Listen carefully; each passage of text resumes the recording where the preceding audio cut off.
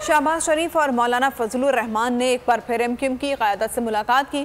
तहरीक अदम एतमाद में ताउन की यकीन दहानी कराने की बात की गई। मौलाना फजलुर रहमान बोले, इंशाअल्लाह हम कामयाब होंगे। नून लीग के वफ़द ने बलोचिस्तान अवामी पार्टी के पार्लिमानी लीडर खालिद मक्सी से भी मुलाकात की है। हुकूमत को गिराना है तो इत्तेहादियों को मनाना है। नून लीग तहरीक अदम एतमाद की कामयाबी के लिए पूरी तरह मुतहरिक है। अपोजिशन लीडर शहबाज शरीफ और मौलाना फजलुर रहमान MQM की क़यादत से मुलाकात करने जा पहुँचे। वक्त ने MQM के सामने अपोजिशन की ऑफर्स दोहराई, तहरीक अदम एतमाद की कामयाबी की यकीन दहानी कराई। मुलाकातों के बाद शहबाज शरीफ निकले तो सहाफ़ियों ने सवालात की बौछार कर दी।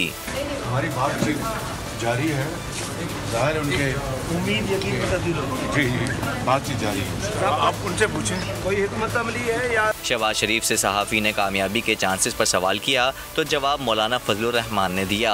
हम तो मुतमईन हैं इंशाअल्लाह। अमीनुल हक बोले, MQM वजारतें नहीं लेना चाहती, हम मसावी हकूक चाहते हैं। हमने हमेशा अर्बन इश्यूज की बात की, हमने अर्बन डेवलपमेंट पैकेज की बात करते हैं। हम पूरे सिंध को तरक्याती कामों को बेहतर से बेहतर करना चाहते हैं। वजारत और लोकल एम्पावरमेंट यानी कि बलदियाती सिस्टम को एम्पावर किया गया।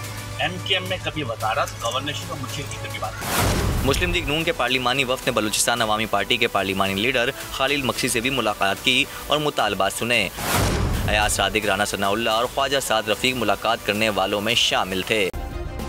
सब्सक्राइब करें और बेल दबाएं ताकि कोई खबर रह न जाए।